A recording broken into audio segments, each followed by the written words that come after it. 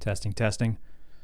Mic check, volume check, turn it up or down, whatever you guys need, or you can adjust your hearing aids.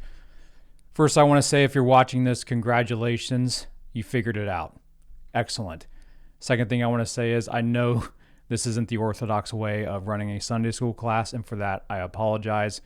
I can't be there this weekend, and despite my efforts to find a substitute teacher for circumstances beyond anyone's control, it just didn't work out. But thankfully, God invented electricity, and so we're harnessing it by His grace to do good. If feeding spiritual bread via the internet isn't using it for good, then literally nothing is. So, let's get right into it, okay? We are in Genesis chapter 31. That was a fancy fade, by the way. Man, I'm going back to my roots here. Whew. Makes me nervous.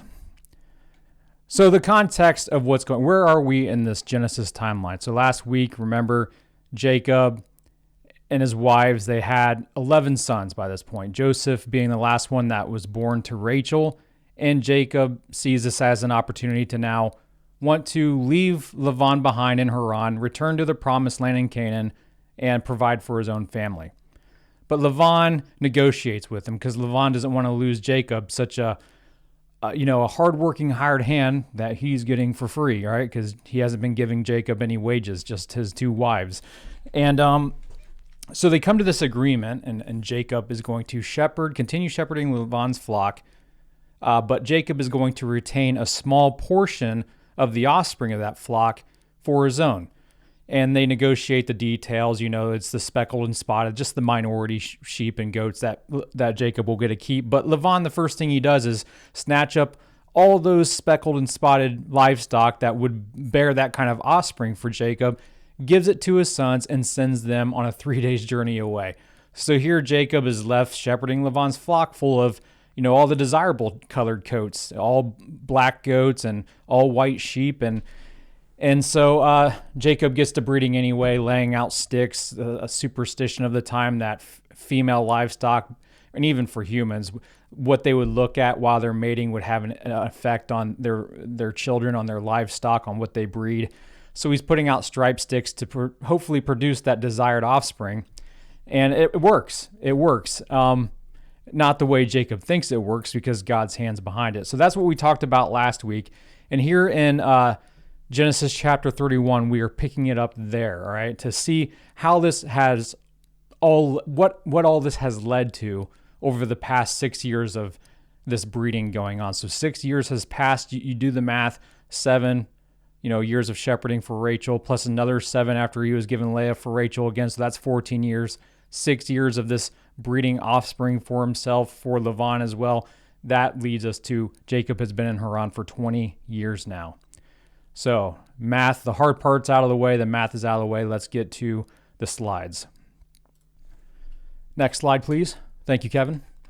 So Genesis 31 verses 1 through 3, we'll start there. Now Jacob heard that the sons of Laban were saying, Jacob has taken all that was our father's, and from what was our father's he has gained all his wealth.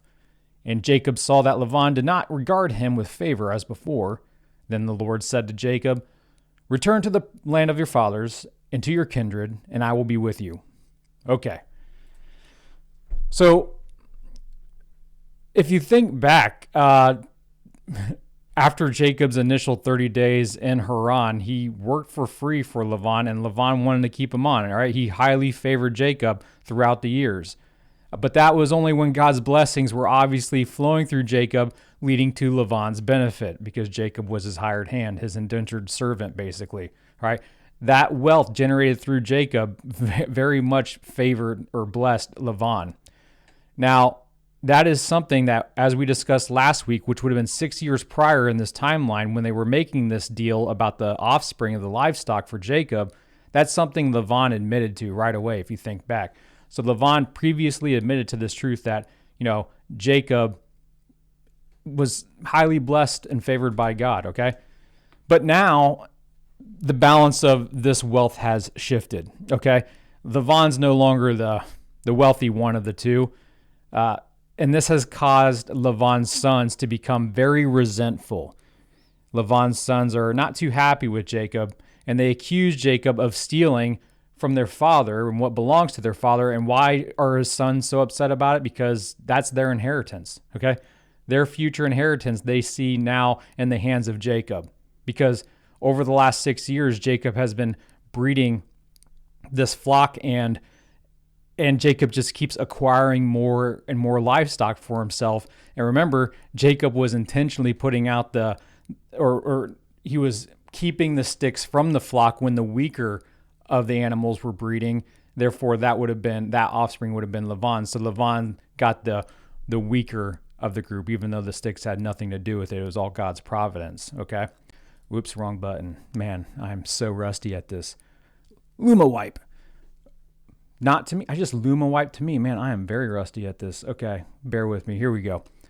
So, though Laban's sons, I still don't have it right. Why is my face still in the upper right-hand corner? Let me get this figured out. I might have to edit this, post-edit. All right, there we go.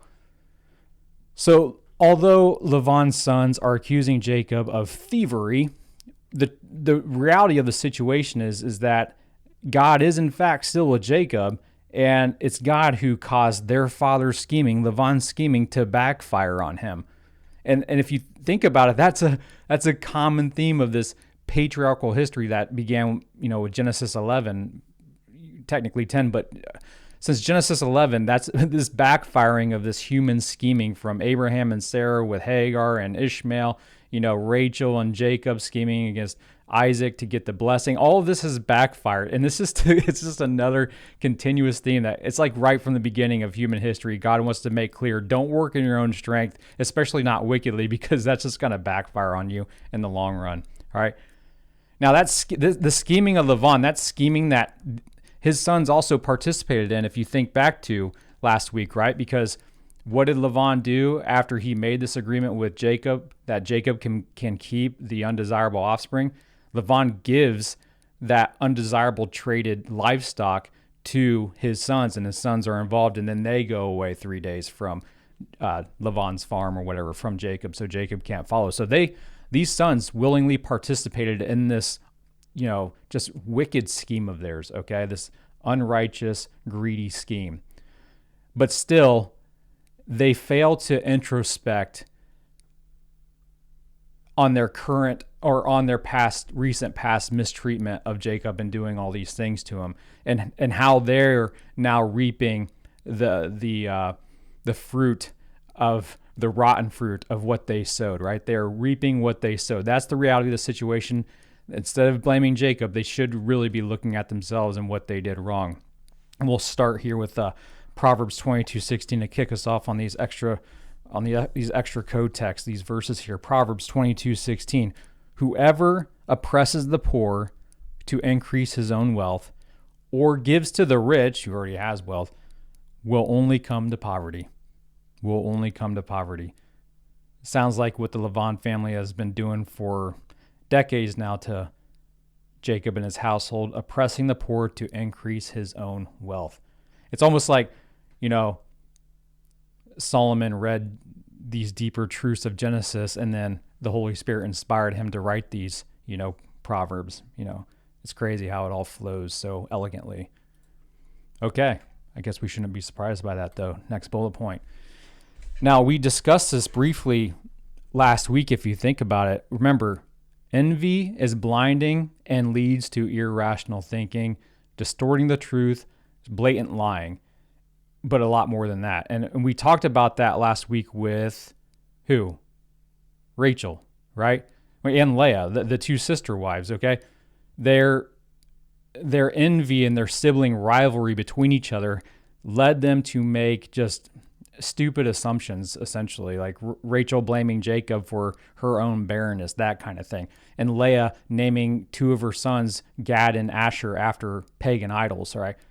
The rivalry is, it's a fruit of the flesh, okay, per Galatians 5.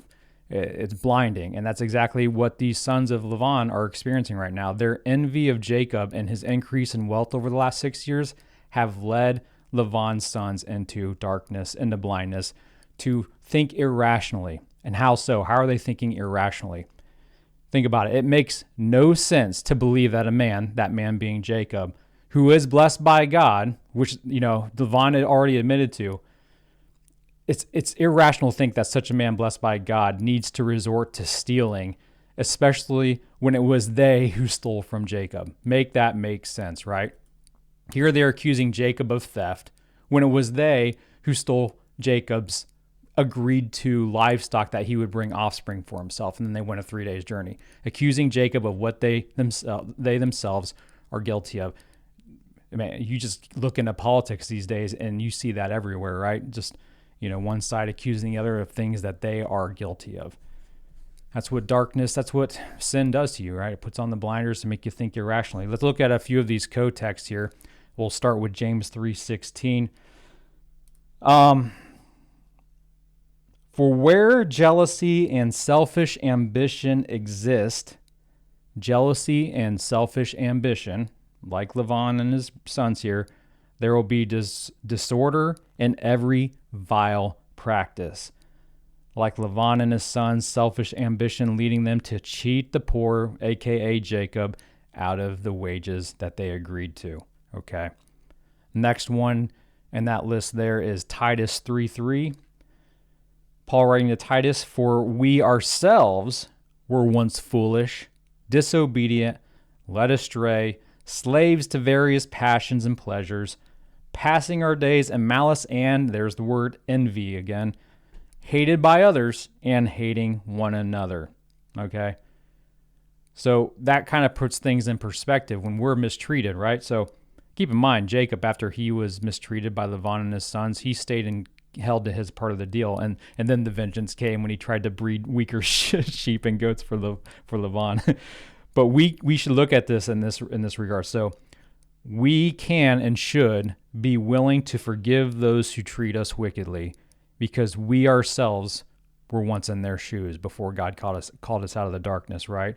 And we only escaped that darkness by God's grace pulling us out. So when we're wronged, as Jacob was wronged, we give that vengeance for God and judgment for God to do. Now, that's not to say we ignore it and continue to allow ourselves to become a doormat for the unrighteous like a Lavan. Okay, we use shrewd wisdom, discerning wisdoms, wise as serpents but gentle as doves. But at the same time, we don't hold on to animosity and hostility, because that's just going to eat away at your soul, right?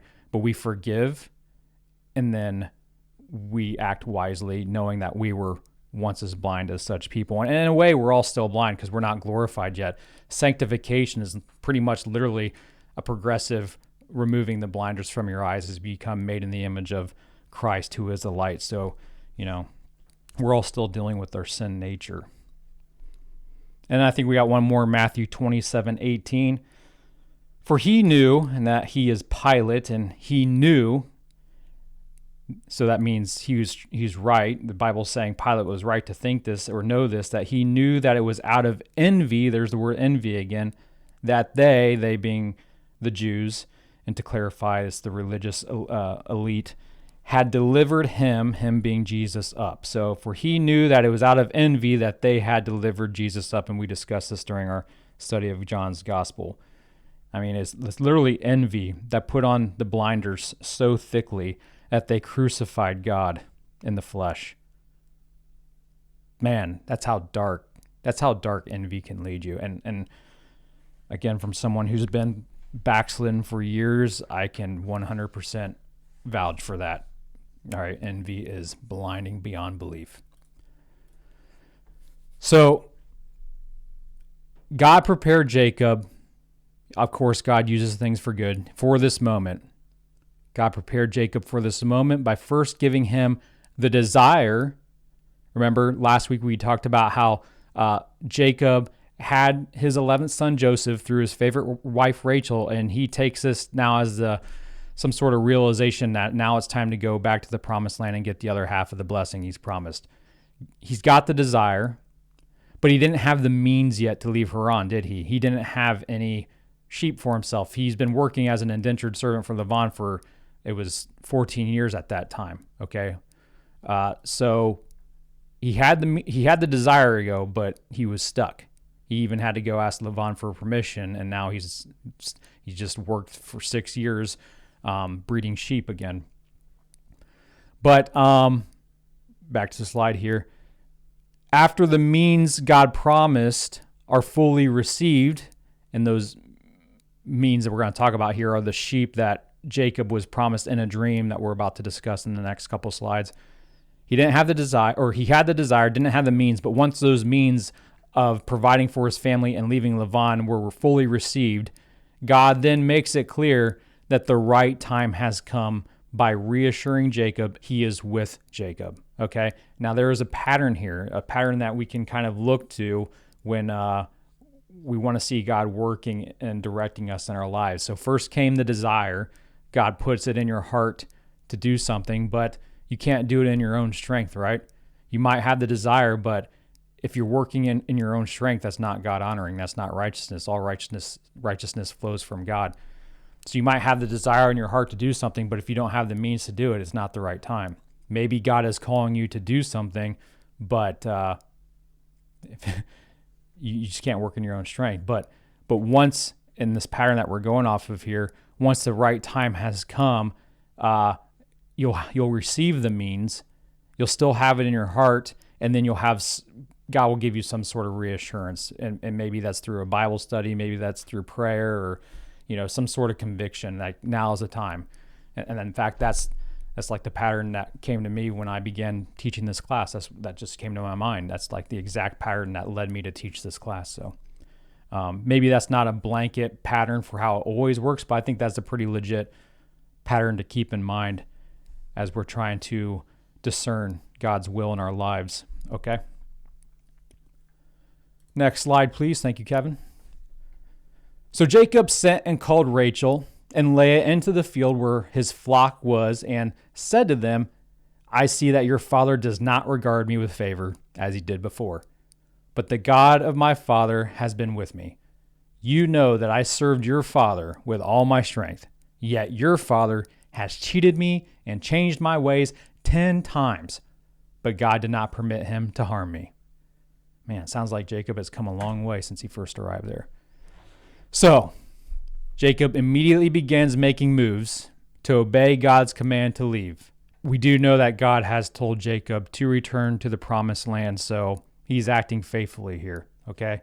And it's something that he needs to do prudently. He needs to be very wise and future-oriented about his ways of departure here, knowing who Lavan is. So unsure that Jacob's 2 wives are willing to leave Padan Aram with him, Jacob calls a private meeting with his 2 wives out in the middle of a field. That way they can see any eavesdroppers, I guess, unless they're wearing ghillie suits. But Jacob's aim, is to explain the situation and hope that they will side with God and Jacob to leave now, right? Because God said go, as Jacob's about to explain, rather than side with their father, Lavan, and remain in Padan Aram, Haran, because Jacob knows Lavan by now. Lavan's not going to want them to leave, so he thinks, okay? Which is a reasonable assumption. And to make his case, he begins by first offering his wives a general overview of the situation at hand, that Lavan, their father, just no longer likes him. But despite Haran despising Jacob because Lavan despising Jacob because Lavan has been losing livestock because of their agreement that even Lavan has tried to cheat him out of, but God's behind it. God is watching out for Jacob, despite Lavan's blatant, wicked, and unapologetic mistreatment. And so he appeals to his wives, something they already know from firsthand experience just by observing the entire situation, that Jacob has worked his butt off for Lavan as essentially an indentured servant for the last 20 years. 7 for Rachel, got cheated by Lavan to marrying Leah, and then he worked another 7 years again for Rachel. But then he worked 6 years again per their deal to breed Lavan's flock so Jacob could get his due wages, although Lavan tried to cheat on him. But during these 2 decades, these 20 years, and this is some new information or insight we're getting into this whole agreement between Jacob and Laban. Laban didn't just take those flock and send them 3 days that Jacob was allowed to use to breed his own undesirable livestock. He did more than that. He actually went back on his word during the last 6 years 10 times to keep Jacob dependent as an indentured servant on Laban. Laban wanted to keep Jacob on, but also wanted to keep him on and keep him destitute and therefore dependent on Laban. Man, that's just evil. And still, Jacob acknowledges God's faithfulness to remain with him. Man, good for Jacob. Let's look at Psalm 118:6. The Lord is on my side. I will not fear. What can man do to me? If the Lord is on your side, the creator of heaven and earth, it's irrational and illogical to fear anything. Even if man can kill you, how did you get that life to begin with? God is the creator of life. You can't beat God. I know I just heard an amen. Amen. You might not have heard it, but I heard it. All right. Next slide, please. If he said, and he's Jacob speaking of Laban, the spotted shall be your wages, then all the flock bore spotted. And if Laban said, if he said, the striped shall be your wages, then all the flock bore striped. Thus God has taken away the livestock of your father and given them to me. Still talking to his wives out in that field. So, in the last slide, Jacob, speaking to his wives, just provided the general overview of the situation and how evil their father has treated Jacob. And now Jacob is moving into the details of how exactly Laban has gone back on his word with Jacob 10 times to try to keep him destitute and reliant upon Laban. He informs his wives, Leah and Rachel, out in this field of how exactly God has been with Jacob, protecting him, despite their father persistently changing the terms and conditions they initially agreed on in Laban's attempt to prevent Jacob from receiving what he's owed, all right, his wages. Remember, it was Laban who said, what shall your wages be 6 years ago? And they came to this agreement, and Laban has repeatedly cheated Jacob. I'm really not becoming a fan of Laban. So Jacob, getting into those details, says that Laban would set the terms of the deal, like, just for example, only spotted offspring of the flock that Jacob would breed would remain with Jacob as his own. But in situations like that, when the offspring actually were born spotted, Laban would see this and see that Jacob gets to keep those per their deal. And what would he do? He would change the deal to a different coat, a different pattern. Or like, okay, I agreed that you could have the spotted ones, but next time it's going to be striped. He would change it to striped, but then guess what would happen? Then all the offspring Jacob would then, mate would become striped. And so he'd get to keep those as well. So no matter how Laban tried to take advantage of Jacob and get the best of him, it would always backfire. There's that theme of, wicked schemes backfiring. Okay. And thus that's how Laban became much poorer than Jacob. Okay. So Jacob finishes this little detail part of his speech to his wives by pointing out the obvious, that this is God's work, right? He's the one responsible for blessing Jacob in this regard by protecting him from Laban's wicked schemes. Their father's anger should be with God, not with Jacob. Because, despite Jacob putting out those sticks, at least Jacob understands that. And maybe this was over the 6 years of Jacob using sticks. Maybe even he came to this conclusion, like, yeah, I might be putting out sticks, but this is God's doing for sure. Because every time Laban would change the terms, they would work out in Jacob's favor. And you can only roll the dice so many times and expect to get snake eyes each time, right? So let's look at Job 5:12, and this is actually Eliphaz speaking in Job 5:12. So you always want to be careful when you're pulling from such a source, because in Job, at the end, God rebukes Eliphaz and the other friends of Job and Job himself. So you want to be careful about what you take as truth from his friends. But this saying here from Eliphaz is certainly true. Now, when we do a future study on the book of Job, that's something we're gonna do during our study. We'll actually mark out what his friends say is actually true and what is false. It will be fun. It'll be like a game, but that's probably a decade into the future knowing. how fast we go. Job 5:12, he frustrates the devices of the crafty so that their hands achieve no success. Isn't that speaking of Lavan right there and the way he's been treating Jacob these last 6 years? He frustrates the devices of the crafty. Lavan's crafty, you have to give him that. I mean, he tricked Jacob into working for 14 years for his daughter. Genius. But he does so that their hands achieve no success. And now look where Lavan's at now. Lavan is so almost destitute himself that his own sons are angry that they have no inheritance. And as we're about to find out, even when Jacob's wives, Lavan's daughters, respond, they affirm that they have no inheritance for themselves because Lavan has squandered it all. Lavan's basically got nothing now. His hands have achieved no success. Okay. Genesis 31 verses 10 through 13. In the breeding season of the flock, I lifted up my eyes and saw in a dream that the goats that mated with the flock were striped, spotted, and molted. Then the angel of God said to me in the dream, Jacob. And I said, Here I am. And he said, Lift up your eyes and see. All the goats that mate with the flock are striped, spotted, and mottled. For I have seen all that Lavan is doing to you. I am the God of Bethel, where you anointed a pillar and made a vow to me. Now arise, go out from this land and return to the land of your kindred.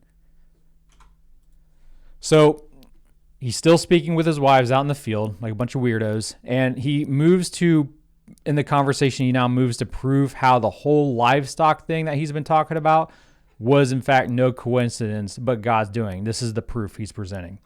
Again, to convince his wives that the whole reason they're having this discussion is to convince them to come with him into the promised land, to leave with him. He explains the dream he had years ago that wasn't told to us now until just now.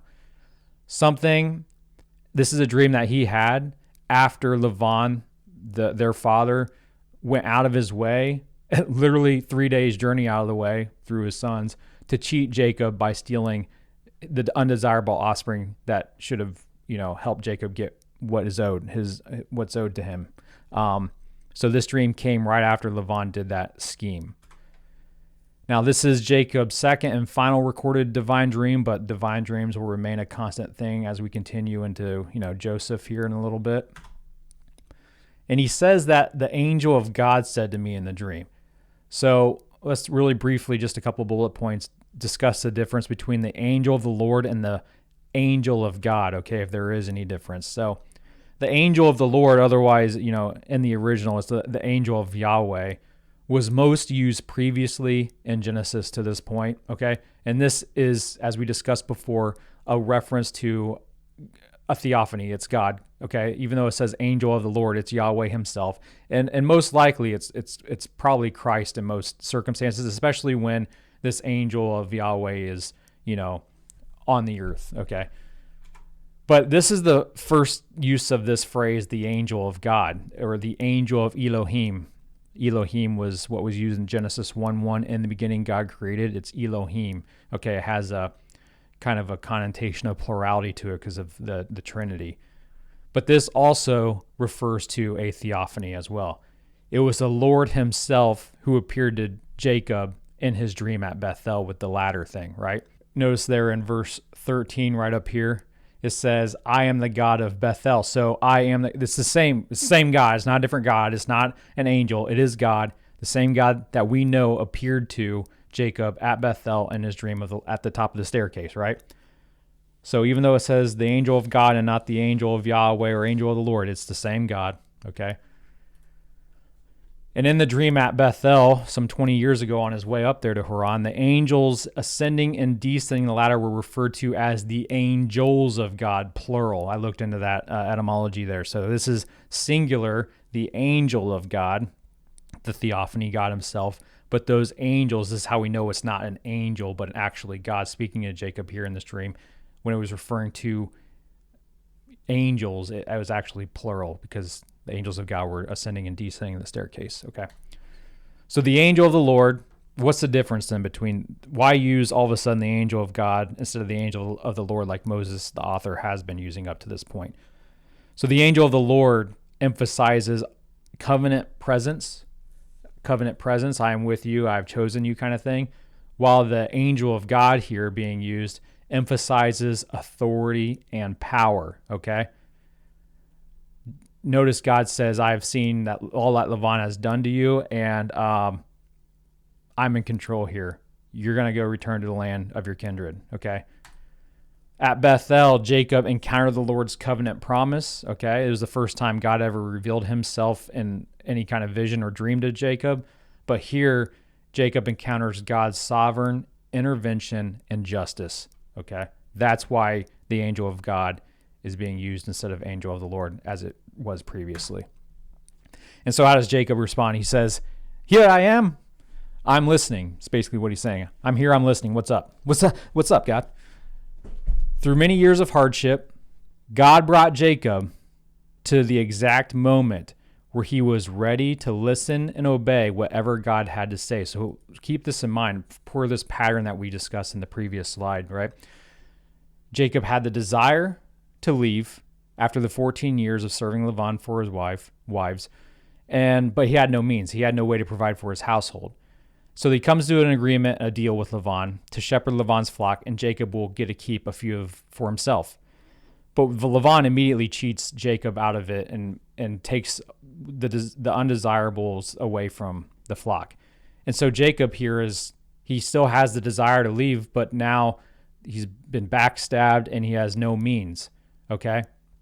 And so God has them. God uses all things for good. God has used this situation, even Laban's wickedness, for good to place Jacob in this situation where all Jacob can do is say, help God. I can't do that. I want to leave. And God hasn't yet told him to leave right after that 14 years. It was after Laban cheated him that then God said, I want you to leave. But he had no means. So he had to fully rely on God. That's where God brought him in this situation. So therefore, he got Jacob to a point in his life during his diaspora, during his exodus, where he was fully submitted and reliant on God's strength, not his own. Continuing these verses here. So Jacob says, here I am. And then the Lord, the angel of God says, lift up your eyes and see. Basically what he's saying is look and understand what I'm about to show you. Okay, remember God, when he uses dreams, often they're kind of weird. Like Peter had one of a bunch of animals in a sheet coming down from heaven. All right, don't even get me started on Daniel. But God's telling Jacob right away, just look and watch what you're about to see in this dream you're having about what I'm about to show you, and then you'll receive understanding. So first, God declares his omniscience after saying, look and see here.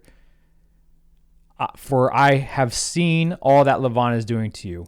All the goats that mate with the flock are striped, spotted, and molted. For I have seen all that Laban is doing to you.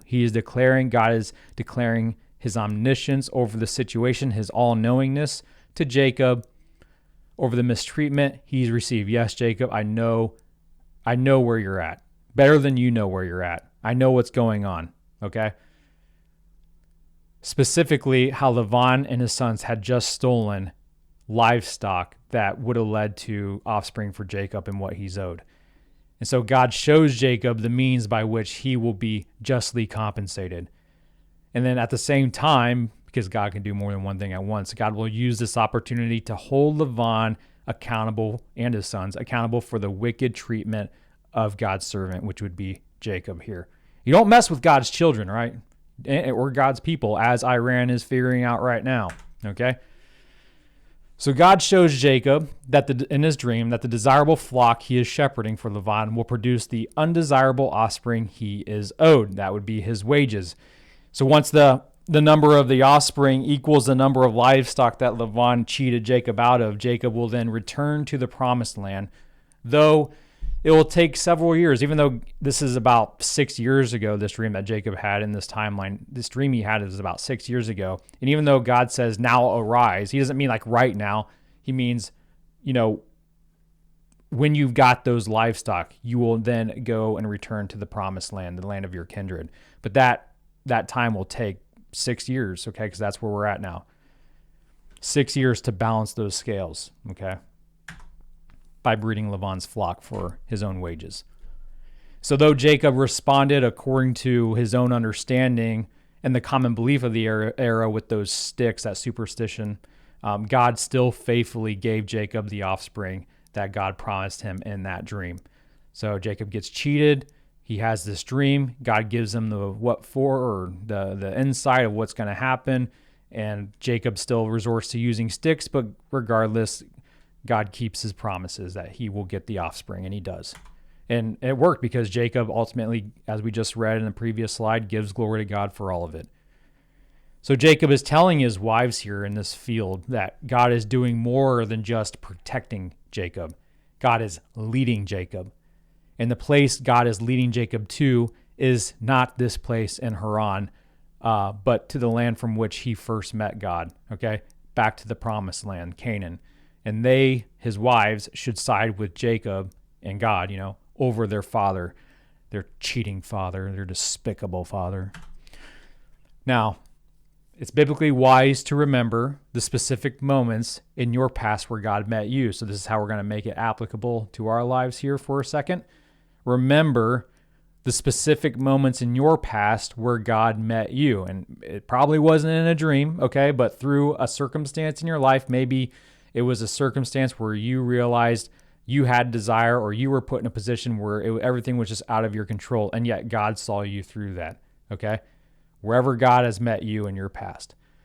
Now, remembering these specific moments, they're meant to encourage you, to help you persevere in your faith when you enter those dark valleys, because you will. That's just part of life. That's sanctification. Those trials and tribulations help us and build us, right? And they make us more reliant on God.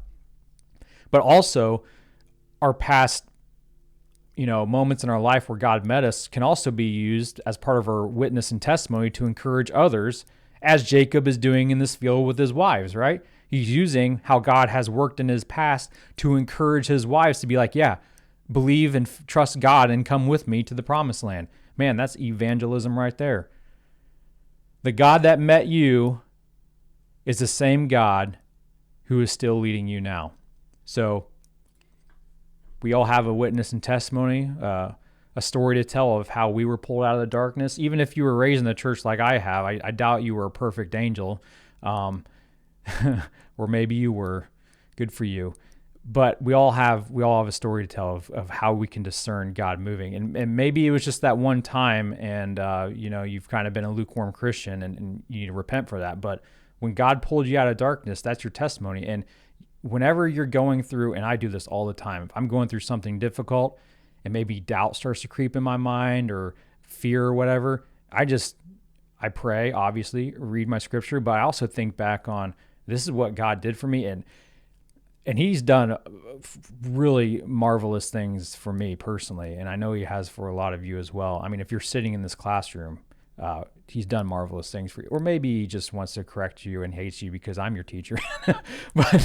but I think about that stuff all the time, and it's a great encouragement. Like, and then I always think of, man, why me? Like, I didn't deserve any of that kindness, that steadfast love, but who does?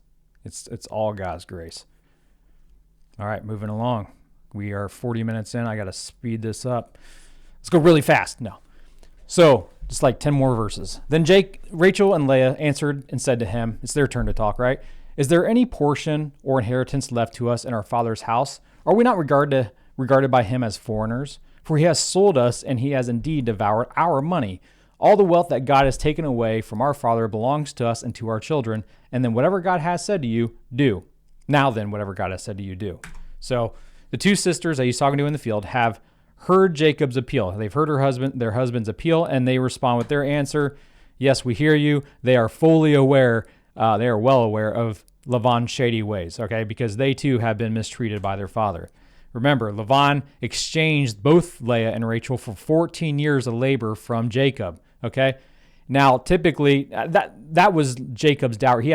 Typically you give a dowry to the parents of the bride, but Jacob arrived in Haran with nothing. He literally had a pillow or rock for a pillow, right?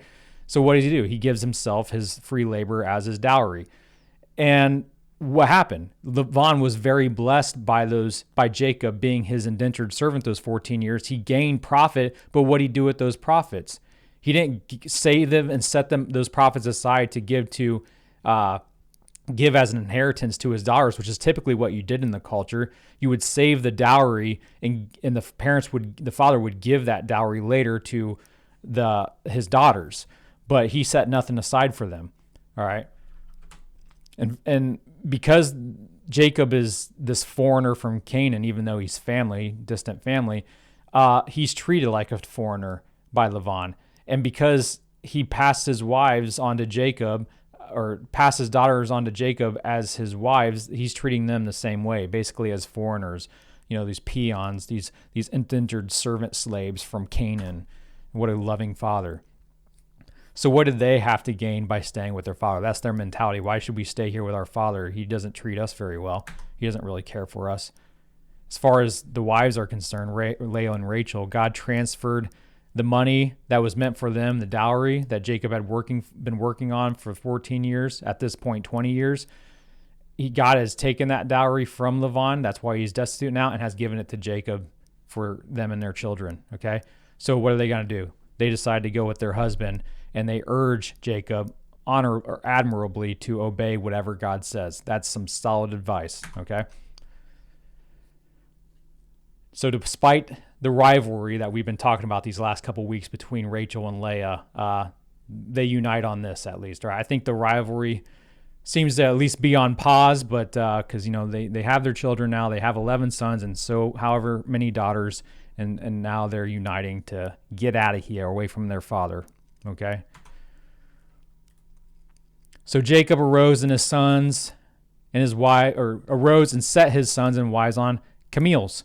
He drove away all his livestock, all his property that he had gained, the livestock in his possession that he had acquired in Padan Aram, to go to the land of Canaan to his father Isaac. So Jacob had the desire, but now he has the means. And the means to leave are his wages from the undesirable offspring of Laban's flock. And his wives decide to come with him. That's a bonus blessing. He gets to leave with his family because they agreed to. So Jacob and his household begin to pack up all their possessions to leave as quickly as they can, but in secret, as we will learn in the next slide, per verse 20. Now, so what he's doing is he's showing obedience to God's recent command that we just spoke about in verse 3, leave. Now, recall that on his journey to Padan Aram some 20 years ago, Jacob had nothing but a rock for a pillow, as I just mentioned, and that was when God promised him in a dream that God would be with him wherever he goes. Let's just quickly refer back to Genesis 28:15, when Jacob had that dream of Jacob's ladder. God says, "Behold, I am with you and will keep you wherever you go." But also he says, promises, and will bring you back to this land. Remember, they're in Bethel at the time. This land is the land of Canaan, the promised land. I, the Lord, will bring you back to this land, for I will not leave you until I have done what I have promised to you. So, just as God promised, because God is always faithful even when we are not, thank God, Jacob is returning to the promised land, just as God promised. Okay, here he is. And now, by God's grace and faithfulness, he's a very wealthy man. Had a rock for a pillow when he arrived 20 years ago. Now he's leaving with all this stuff, not just 2 wives and 2 concubines, essentially, but a bunch of kids, possessions, camels. Camels are like, Ferraris or something. Only, poor people don't get camels back then. All right. They got spit on by camels. It's not the same thing. So how reassuring would it be for Jacob to know that God's promise to him at Bethel, when God said, I'll do all these things for you. I will be with you and keep you wherever you go. I'll bring you back to this land. Well, he's bringing him back to the land. God has not left Jacob, just as promised. He's got all this stuff. God is definitely providing for him. How much confidence and reassurance would that give Jacob, you think? Well, it's enough to get him to leave and return back to the land of Canaan, despite the fact that he is under the assumption Esau, his brother, still hates him. And so that's what he's walking into by leaving. and going back to that land. But yet he's trusting God. And why wouldn't he? So this slow-moving camel caravan contained Leah, his first wife and the eldest of the two sister wives, Rachel, the hot one, Rachel's servant Bilhah, Leah's servant Zilpah, who also had children with Jacob, Jacob's 11 sons, he hasn't had Benjamin yet, his 12th son, and more than one daughter. We know he had Dinah, but we also know from these other code texts that it says daughters, so he had more than one daughter, but we only know of Dinah. But he also has camels, donkeys, and they're all loaded with goods, all that he had gained, all the possessions he acquired, okay? He is at least just as rich as Laban, but it sounds like more so than Laban now. Jacob and his servants will shepherd his livestock on foot. Jacob will probably do so. It doesn't say if Jacob rides a camel or not, but definitely his servants will, and Jacob himself is a shepherd, right? So they'll shepherd the livestock on foot, but all of them will go together on their way back to the promised land. So Laban had gone to shear his sheep, and Rachel stole her father's household goods. That's not good. Or not household goods. Household gods, that's not good. And Jacob tricked Laban, the Aramean, by not telling him that he intended to flee. He fled with all he had and arose and crossed the Euphrates and set his face toward the hill country of Gilead. So Jacob deceives the superior deceiver Laban, who had bested Jacob for for 14 years, and then Jacob in the last 6 years gets the best of Laban. And so Jacob decides to make a run for it, and he does so when Laban leaves to shear his sheep. Now this is really interesting, and this is why I told you to remember the 3 days from last week's lesson. So some scholars believe this was by Jacob an act of fear stemming from doubt in God's protection, but I don't really agree with that, and I'll explain that further at the bottom of the slide. But it is true that Jacob did fear what Laban would do. We know that because it says that in verse 31 that we'll get to next week. But he rightly feared Laban per verse 23 and Laban's intentions on what he was going to do to Jacob until God intervenes. But we'll get there in the next slide. So during Jacob's 20 years in the diaspora, so to speak, in his exodus in Haran under Laban, he's in his enrollment at the school of hard knocks, so to speak, Jacob has grown in wisdom. God used the hardship to grow Jacob in wisdom, and thus Jacob wisely avoids Laban entirely, okay? Proverbs 22, we'll start with that one, verse 3. The prudent sees danger and hides himself. It is the simple, but the simple go on and suffer for it, okay? And then James 1, verses 2 through 3. Count it at all joy, my brothers, when you meet trials of various kinds, for you know that the testing of your faith produces steadfastness. That's what sanctification does. That's what the hardship that Jacob has been experiencing under Laban's thumb has taught him, okay? Steadfastness. So Jacob acted prudently on the understanding that Laban is the kind of guy who would say or do anything to prevent Jacob from leaving with Laban's daughters and grandchildren, and certainly with the thing Laban loves most, all of his possessions, okay? Although Laban will later try to claim contrary to, but you can't really trust such a guy. But get this, Rachel, who just allied herself to Jacob and his God and even said, listen to all that God tells you, what does she go and do? She takes advantage as well of her father's absence and decides to steal and pack away the Laban family pagan idols, which are known as teraphim. They were 8 to 10 inch action figures. They were like 8 to 10 inch clay figurines that were little gods made by human hands, okay? Now, we're not given the reason why she did this, why she stole these teraphim idols from her father, but there is speculation. Some say she may have worshipped them. Some say that she may have been acting in revenge against Laban, her father, because he squandered their dowry, right? Or she loved her family and wanted to keep Laban from consulting these idols to, some sort of divination, like we discussed last week, and catch them, right? But some Jewish traditions say that her intent was out of love for her father, Laban, to keep him from idolatry. I don't think that's correct, okay? What I think is most likely is that she wanted these idols because in the culture of the time, possessing the household idols, the Lavan family idols, would secure her claim to a future inheritance. That's what the culture of the time was. Whatever son or daughter or whatever kid of the parents had the idols upon their parents passing, they would receive the inheritance. Okay, so that's probably what's going on here.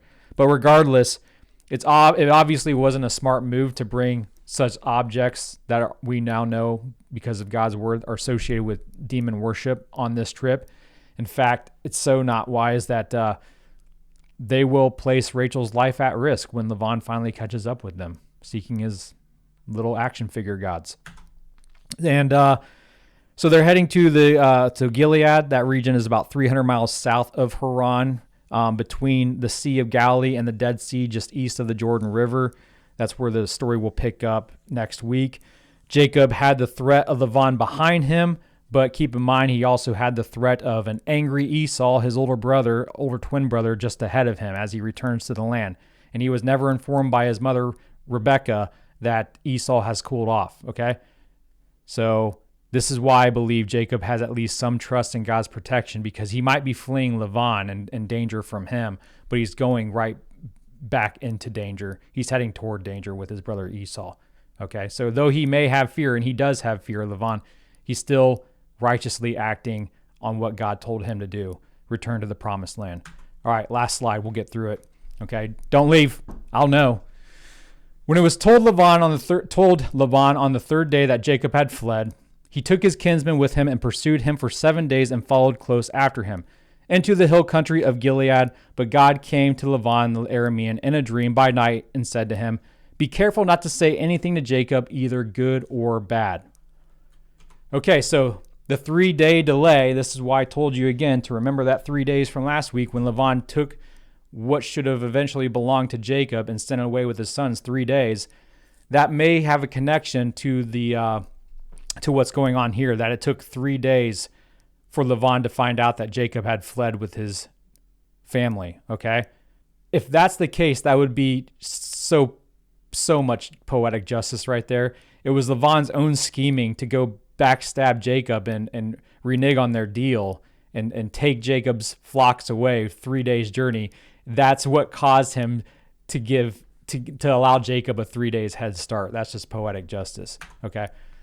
Lavan either then returns home after finding out Jacob fled with his wives and children, and then that's where he gathers his kinsmen and discovers the missing idols and then pursues Jacob and his household, or he just, right from where he's at in that 3 day away journey, he just takes whatever kinsman came to tell him the news and then just goes straight toward pursuing Jacob. Just so you can kind of have that in your mind. Now, this smaller posse of Lavan and his kinsmen would move much more quickly than Jacob's slow-moving camel caravan, where their flocks were at least on foot. And it takes Lavan and his posse a week to catch up to Jacob, which they do on their 10th day, Jacob's 10th day after he leaves. Okay. Now, this wording of pursued and followed close after him and his kinsmen, notice it's not any women with Lavan, it's all the men. This is like this is strongly suggesting there's hostility to Lavan's motive here. He wants to catch up with Jacob to punish him, and what that could mean, who knows. It has Jacob in fear though, and it validates Jacob's fear.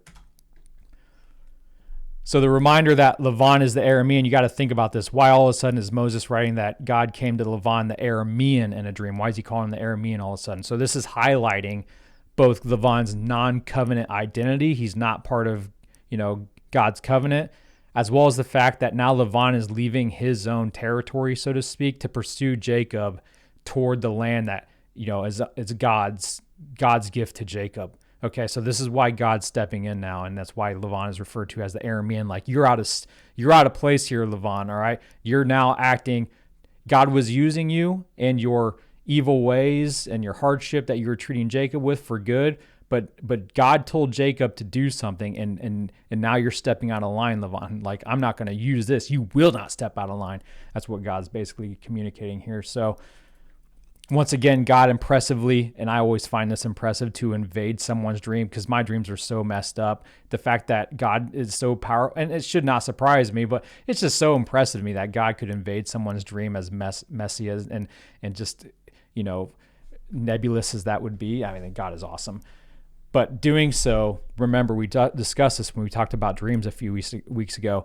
Doing this, invading someone's dream, what that does is it gets the dreamer's full attention and bypasses all mental defenses. All right, you got Lavan's attention just like you had Abimelech's attention back chapter 20, I think it was. And this allows God's sovereign will to be greatly impressed upon the dreamer. And God's message to Lavan is absolute but simple. He speaks a Hebrew idiom, either good or bad. Be careful not to say anything either good or bad. That's a Hebrew idiom. That means don't say anything at all that would change Jacob's direction, basically. Don't forbid or influence or threaten or coerce Jacob, whether through kindness or hostility or any manipulation that you like to do, Lavan. Do not change Jacob's circumstances or direction. You better watch yo step, bro. And that makes sense why, knowing what we know about Lavan, right? He is a manipulator. He'll do anything to keep Jacob on the payroll kind of guy, right? So that is what God is restraining here.